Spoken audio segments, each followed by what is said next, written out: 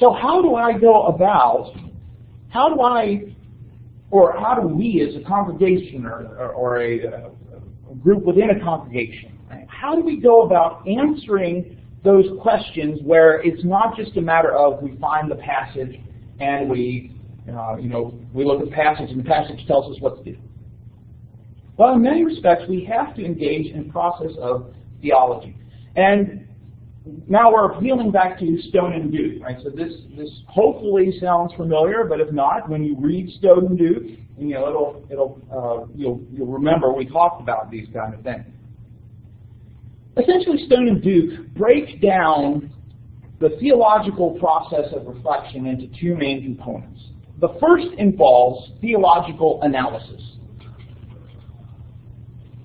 And so when we come to a specific question or a specific problem that we're trying to address from a scriptural or spiritual type of standpoint, we have to spend the time analyzing that issue first.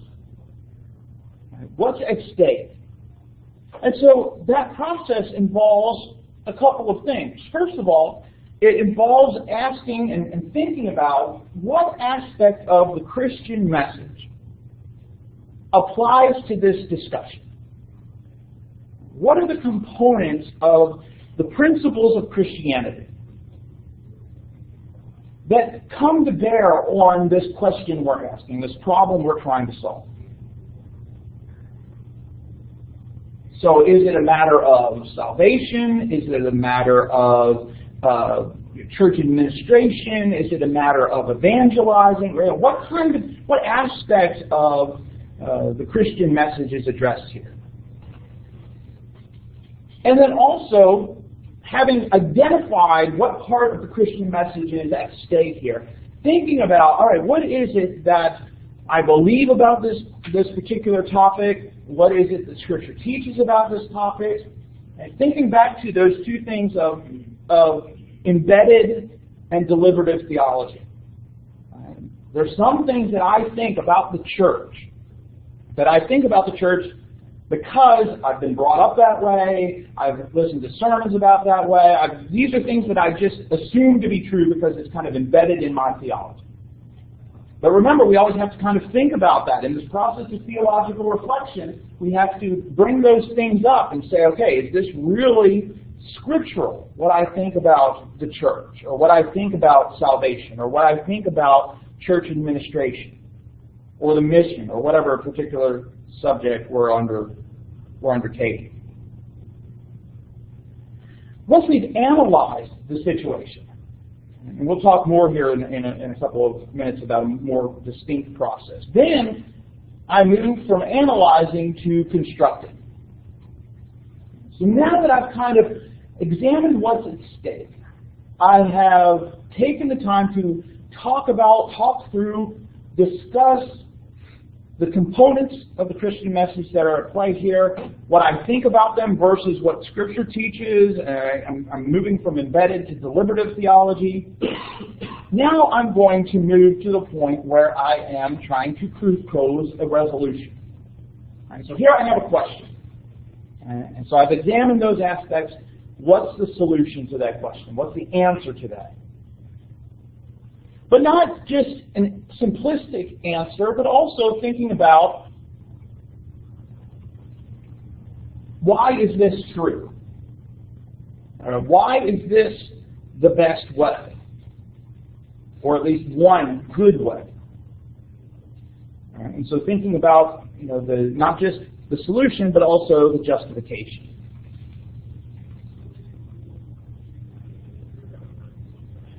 In going through this process of theological reflection, Stone and Duke essentially break the components down into three elements that are related to this process of theological reflection.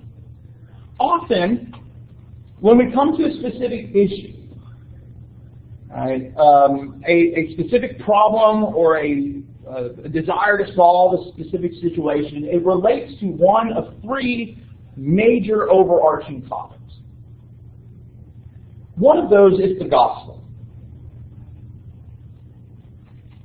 And so thinking about, when we come to an issue, one aspect, one component of that issue might be the gospel. Secondly, if it doesn't relate specifically to the gospel, it might relate to the human condition. What is the condition of human beings? Or it might relate to the Christian vocation. What are Christians to be about in the world around us?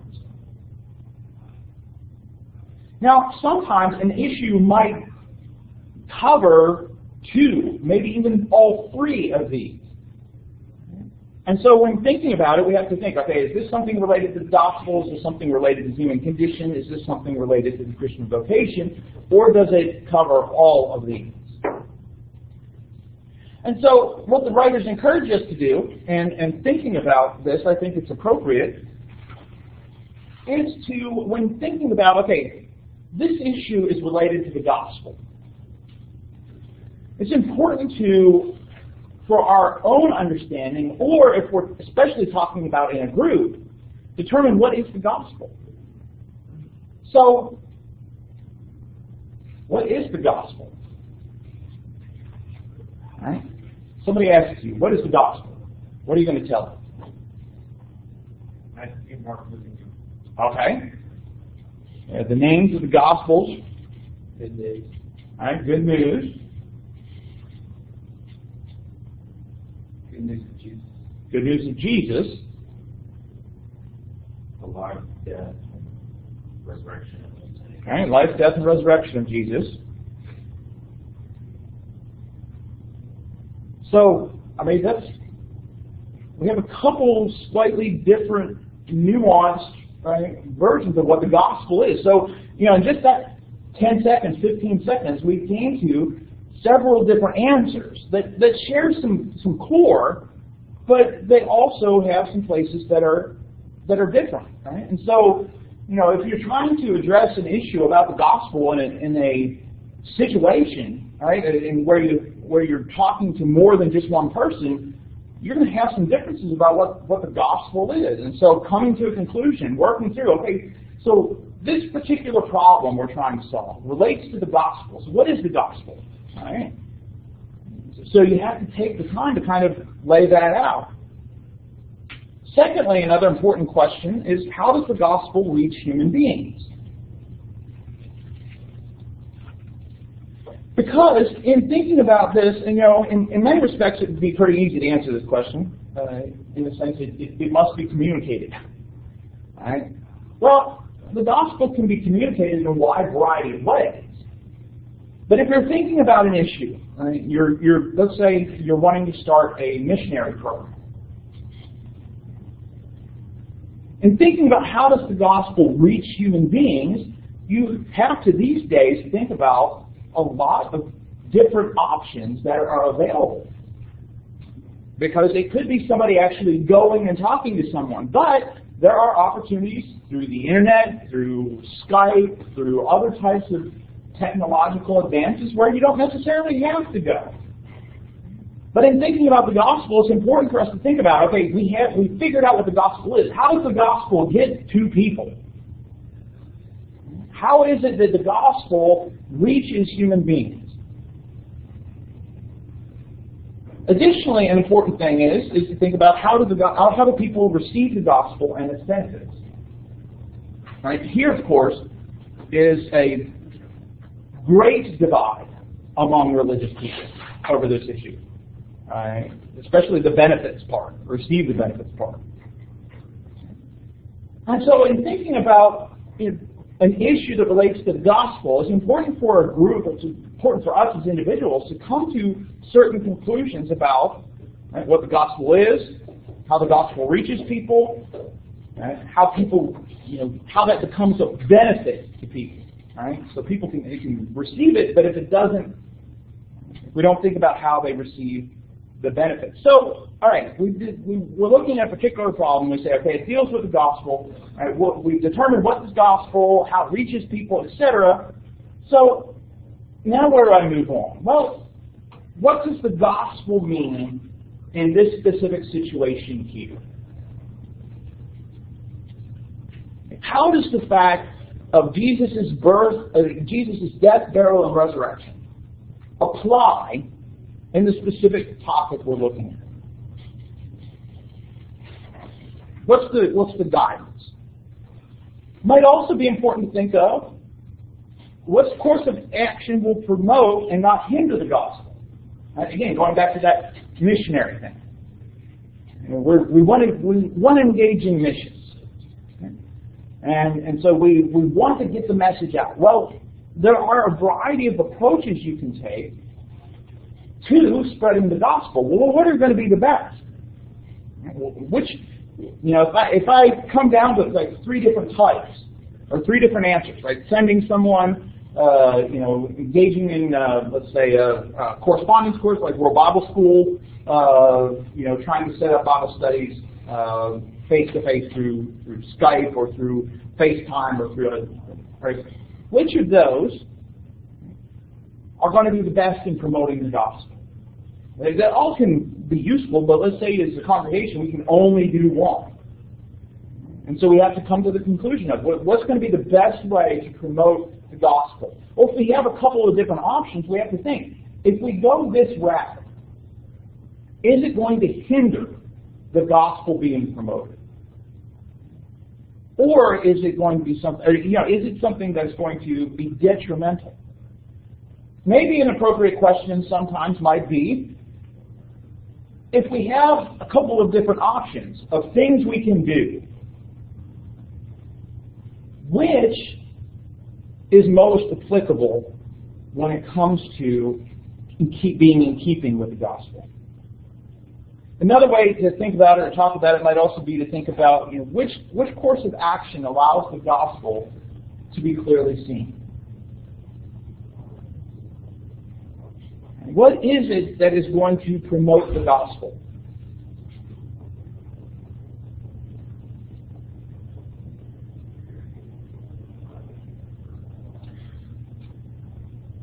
Questions or comments about the gospel component of theological reflection?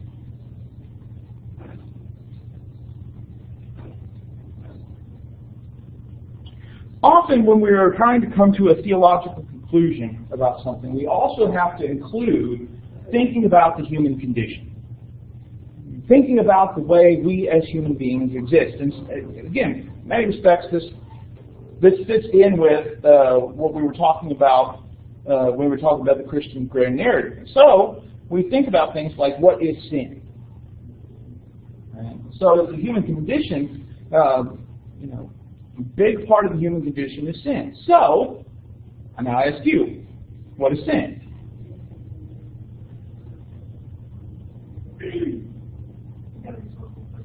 Nope, I'm looking for answers. Okay, act against God.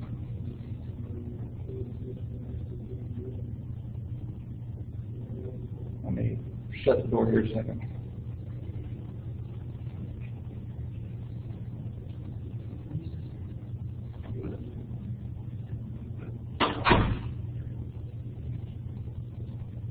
How else would you describe sin, or is that everybody would say it's an act against God?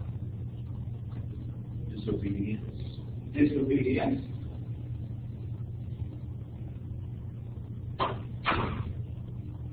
Opposite of righteousness. Opposite of righteousness. Again, just like we have when we talk about what the gospel is, there's similarities there, but slight differences. The same thing comes when it comes to sin.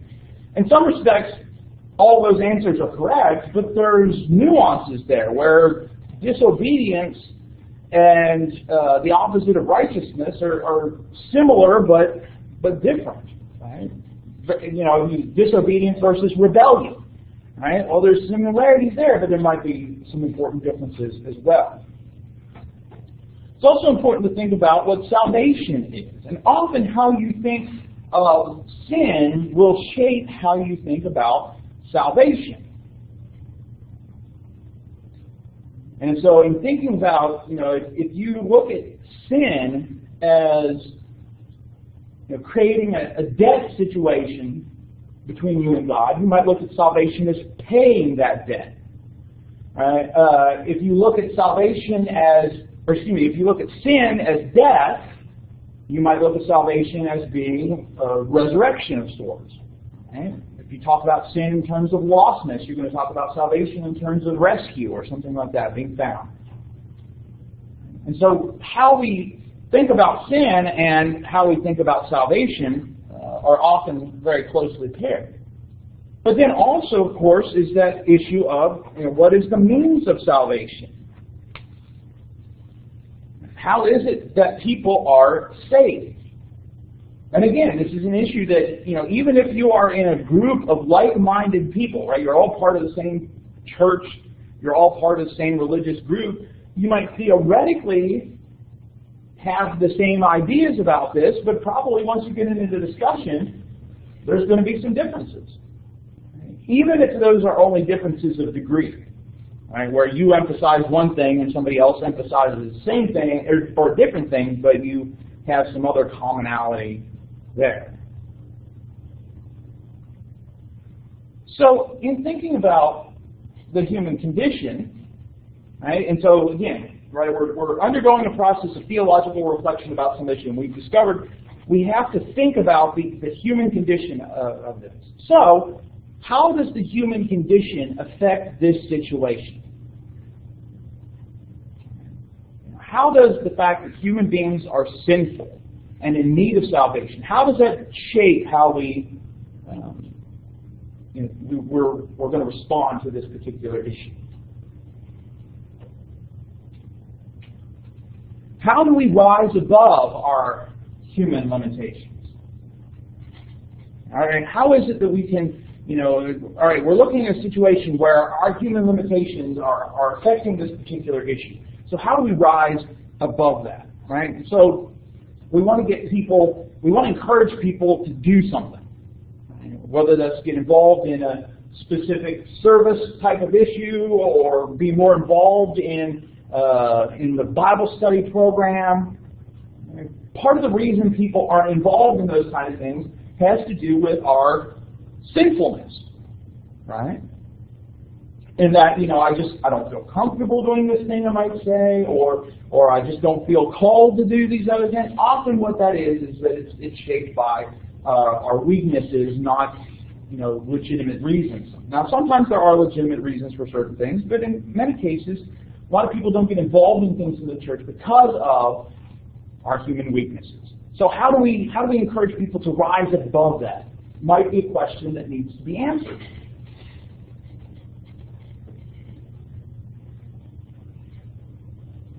And if we decide we're going to get involved in a specific practice, right, and the reason we want to get involved in this is because we're trying to share the message of God in better ways. Well, how does that communicate the message of salvation?